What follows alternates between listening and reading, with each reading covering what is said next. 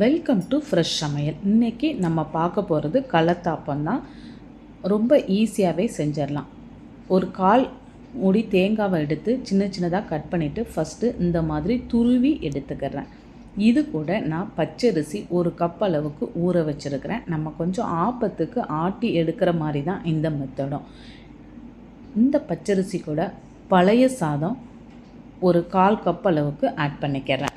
1 cup பச்சரிசிக்கு 1/4 cup பழைய சாதம் இல்லைன்னா சாதம் கூட நம்ம ஆட் பண்ணிக்கலாம். தேங்காய் தண்ணி ஒரு 1/2 டம்ளர் அளவுக்கு ஆட் பண்ணி விட்டுக்கிறேன். ஒரு 5 ஏலக்காவையும் ஆட் பண்ணிவிட்டு 1/2 ஸ்பூன் அளவுக்கு ஜீரகம் ஆட் பண்ணிக்கிறேன். இதை இப்போ நல்லா மூடிட்டு நம்ம மாவு ஆப்பத்துக்கு ஆட்டுற மாதிரியே நல்லா ஆட்டி எடுத்துக்கலாம். இப்போ இதை ஒரு பாத்திரத்துக்கு மாற்றிக்கலாம். இது கூட ஒரு 3/4 கப் அளவுக்கு வெல்லத்தை நல்லா உருக்கி பாகு காய்ச்சி ரெடியாக வச்சுக்கிறேன்.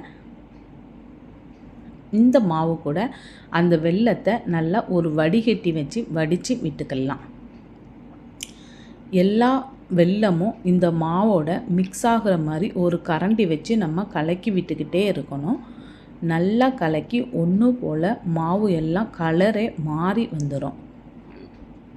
மாவு இந்த அளவுக்கு தண்ணியாக இருக்கட்டும், ரொம்ப கட்டியாகவும் இருந்துடக்கூடாது. ரொம்ப ஈஸியாகவே இதை செஞ்சிடலாம். இப்போ மாவு எல்லாம் ரெடி ஆயிடுச்சு. இனி இதை நம்ம குக்கருக்கு மாற்றி வேக வைக்கிறது மட்டும்தான் வேலை. இதை இப்போ நம்ம என்ன செய்கிறோம், குக்கரில் வேக வைக்கிறது முன்னக்கூட்டி தேங்காய் எண்ணெய் ஒரு 3 ஸ்பூன் அளவுக்கு விட்டுக்கிறேன். தேங்காவை நல்லா சின்ன சின்னதாக கொஞ்சம் மெல்லிஸாக இருக்கிற மாதிரி கட் பண்ணிக்கிறேன். இந்த தேங்காய் எண்ணெயில் போட்டு தேங்காவை நல்லா ரோஸ்ட் பண்ணி விடணும். ரோஸ்ட் பண்ணும் போது தேங்காவோட நிறம் நல்லா கோல்டு கலராக மாறி வர்ற வரைக்கும் நம்ம கொஞ்சம் மிதமான தீயிலே வச்சு ரோஸ்ட் பண்ணிக்கிறோம். இப்போ தேங்காவோட நிறம் நல்லா நமக்கு மாறி வந்துருச்சு. இந்த டைமில் நம்ம ரெடி பண்ணி வச்சுருந்த அந்த மாவை இதோட ஆட் பண்ணி விட்டுற வேண்டியதான். இந்த மாவுலேயே நம்ம வெல்லம் எல்லாம் சேர்த்துருக்கிறதுனால நல்ல இனிப்பு, நல்ல ஸ்பாஞ்சு மாதிரி கேக் மாதிரி இருக்கும். இப்போ இதை நம்ம குக்கரில் வச்சு வேக வச்சு எடுக்க போகிறோம். நல்லா சிம்லையே வச்சுக்கோங்க. நல்லா தண்ணியெல்லாம் வற்றி இறுகி நல்லா கேக் செய்கிற மாதிரி வந்துடும். ஆனால் இதெல்லாம் கரெக்டாக எனக்கு வந்துச்சு. ஆனால் கடைசியில் தான் சொதப்பிருச்சு. என்ன தப்பு பண்ணேன்னு எனக்கு தெரியலை. நீங்கள் தெரிஞ்சால் கமெண்ட்ஸ் பண்ணுங்கள்.